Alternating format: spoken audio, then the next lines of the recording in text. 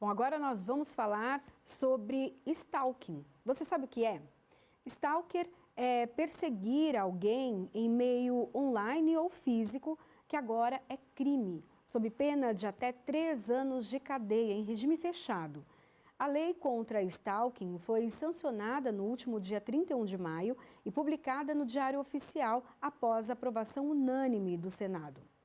Sobre esse assunto, nós vamos conversar agora com a advogada Clarissa Oliveira. Ela é especialista em direito penal. Bom dia, doutora Clarissa. Seja bem-vinda aqui ao Jornal da Rede Alesp. A senhora está sem o áudio. Eu acredito que tenha que habilitar. Agora sim. Agora me ouvem? Sim. Bom dia. Seja bem-vinda. Bom dia. Para começar, explica para a gente, então, quando uma situação é considerada stalking.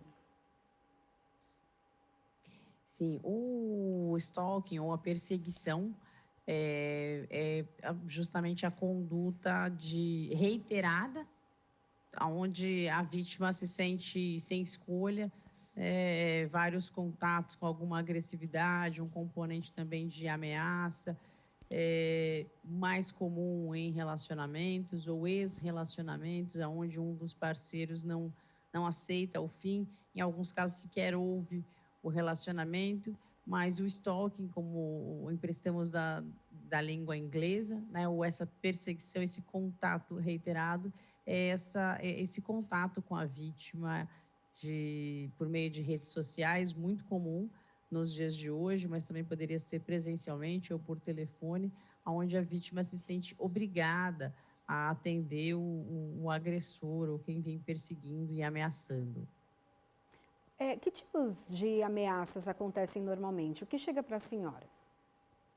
Normalmente, quando são esses casos mais comuns, né, de relacionamentos ou ex-relacionamentos, o agressor, ele faz ameaças de que vai contatar a família da vítima ou vai contatar o marido, o atual relacionamento.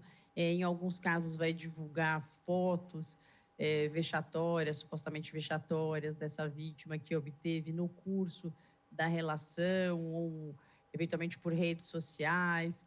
Em alguns casos onde as vítimas têm bastante medo, né, essa ameaça de que seja procurado o trabalho, o ambiente de trabalho da vítima, para que ela seja exposta, né? O stalking, diferente de outros crimes, de outras condutas, tem sempre esse componente de ameaça, é uma ameaça psicológica, né, compromete o psicológico da vítima. Uhum. E para fazer uma denúncia, onde essa denúncia deve ser feita? Tem uma delegacia especializada para esse tipo de crime? E precisa ter provas, né? Sempre provas para que a pessoa seja, então, julgada, né? Pois é, essa questão das provas, o fato dessa agressão, né, dessa perseguição do stalking ocorrer nas mídias sociais, nas redes sociais, acaba sendo, para a finalidade de produção de prova, uma vantagem, né? Então, é recomendável que as vítimas sempre tenham as conversas, as tentativas, aí, as afrontas, esses contatos todos. Em alguns casos, é interessante que seja feita uma ata notarial, ou tem também alguns sites hoje que fazem essa certificação e que esse material seja enviado, seja apresentado, né, normalmente, em alguns casos é vantajoso que seja de forma presencial nas delegacias, em se tratando de mulheres que sofrem essa agressão, nós sabemos que é mais comum com as mulheres, tem também a delegacia da mulher que pode receber esse material. Uma vantagem também dos sites de algumas delegacias, não consigo te dizer ainda, Priscila, por se tratar de uma legislação nova, se todas as delegacias no país já estão fazendo, mas a maioria das delegacias da Polícia Civil também está disponibilizando online, porém tem que ter esse material para poder fazer esse registro. Mas acho que é muito importante fazer, incentivo as vítimas a fazerem esses registros, até por uma questão de acompanhamento, né, para que as autoridades possam avaliar se está sendo reportado essas situações, né? A gente sabe que só nesse mês aí de vigência, nesse período curto de vigência da lei, já houve, por exemplo, no estado de São Paulo, 683 reclamações abertas. Então, é bastante importante que esse registro seja feito presencialmente perante a Polícia Civil ou por via eletrônica. Uhum. Doutora, dentro desse número, né, de registros, um número alto, aí, levando em consideração dia 31 de maio, hoje, né, 17 de junho, então um curto prazo, com muitas denúncias, né? A maioria, parte de mulheres, o que é o perfil, né? Qual o perfil dessas denúncias?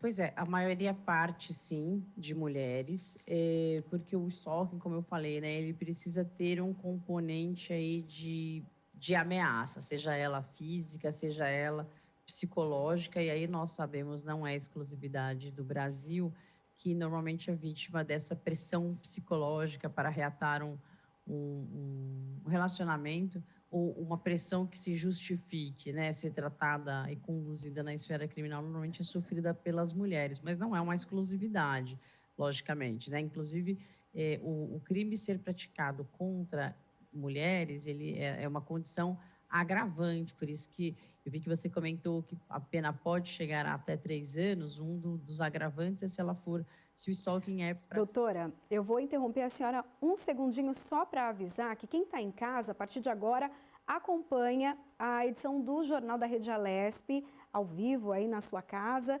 E nós estamos falando, então, com a doutora Clarissa Oliveira, ela é advogada especialista em direito penal. E o assunto aqui hoje, estamos falando sobre stalking, né? Então, essa perseguição que pode acontecer tanto nas redes sociais quanto também no meio físico. A doutora estava falando para nós e vai continuar sobre a punição, então, para essas pessoas, porque agora, inclusive, é lei. Eu queria que a senhora só retomasse esse assunto, falando dessa sanção, para quem ligou a TV agora, né? Quer dizer, já estava acompanhando a TV, mas estava acompanhando a programação que acontecia no plenário Juscelino Kubitschek, agora acompanha o Jornal da Rede Alesp. Claro. Essa inovação, então, da lei de stalking, né, esse novo artigo, que ele foi colocado, inserido só para contextualizar também, inserido no nosso Código Penal como uma modalidade dentro da ameaça, porque é o que mais se assemelha, né? Muitos casos de stalking, eles eram reportados antes, mas por ausência de um dispositivo legal, né, daquela descrição do crime que pudessem encaixar, não eram bem endereçados, o que também desmotivava as vítimas a reportarem. Então, hoje, o crime de stalking tivemos um resultado aí, termos quantitativos de quantas reclamações elas foram feitas nos últimos dias, e a Polícia Civil de São Paulo já revelou um número de 683 casos recentemente reportados. Uhum. E daí a senhora até comentava, né, antes de nós entrarmos com a transmissão para a TV, estávamos só na internet, da questão da maioria dos casos e das reclamações com mulheres, né, envolvendo mulheres aí que são perseguidas, né, nas redes sociais ou fisicamente. É isso mesmo. A maioria dos casos são, sim, mulheres, vítimas jovens, na maioria dos casos entre 18 e 40 anos, né? São os indicativos que a polícia nos passou numa breve pesquisa que fizemos, até porque, de novo, a lei é muito, muito nova. Uhum. Normalmente, o stalking, ele tem um componente que ele precisa haver habitualidade e o potencial de ameaça, né? Então, se aquele que está sofrendo a perseguição não se sente ameaçado, não configura stalking, e se não existe a habitualidade, aquela conduta reiterada, aquele contato insistente, também não é stalking. Então, o que a gente tem aí de maior incidência são casos, sim, contra mulheres, que inclusive estava te falando antes, Priscila, que é um agravante da pena, né? A pena pode chegar a 3 anos, se o stalking é praticado contra crianças, adolescentes ou mulheres, pela condição de ser mulheres, né? Então, são homens perseguindo mulheres, que agravaria a pena, e não mulheres perseguindo mulheres pelo que quer que seja, seguindo a linha já de Lei Maria da Penha ou de feminicídio, de tentar diminuir, em alguma medida, essa violência que as mulheres sofrem não só no Brasil, mas, enfim, uma questão aí global, né? Antes da sanção dessa lei, de que maneira acontecia a punição, então, ou não havia punição, para esses perseguidores? Antes de haver a lei do stalking, a conduta de perseguição, desses contatos reiterados, esse incômodo, essa ameaça, inclusive psicológica, ela era classificada, poderia ser classificada como perturbação à tranquilidade ou como a ameaça mesmo, né? A ameaça já prevista no Código Penal. Ou seja, não havia uma situação ali onde se descrevia a conduta, se encaixava perfeitamente num crime. E aí, nesses casos, onde não existe essa capitulação, nós chamamos no direito, né, perfeita da conduta no Código Penal, acaba que essa conduta ou ela não é investigada, ou algumas vítimas até não tem um incentivo para reportá-la e caía num limbo, né? A perturbação à tranquilidade, por exemplo, era uma contravenção penal, não era sequer considerada crime, então acabava que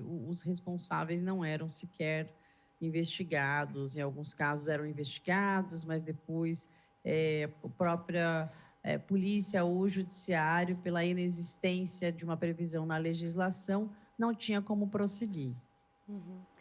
Essa legislação, ela já é vigente em outros países e a senhora sabe, né, nesses países, o resultado tem diminuído, então, essa perseguição? Sim, acredito que o pioneiro tenha sido os Estados Unidos, que já considera o stalking crime, e até por isso que os outros países usam essa terminologia de stalking, né, porque foi o primeiro país a responsabilizar. Então, os Estados Unidos já considera o stalking crime desde os anos 90.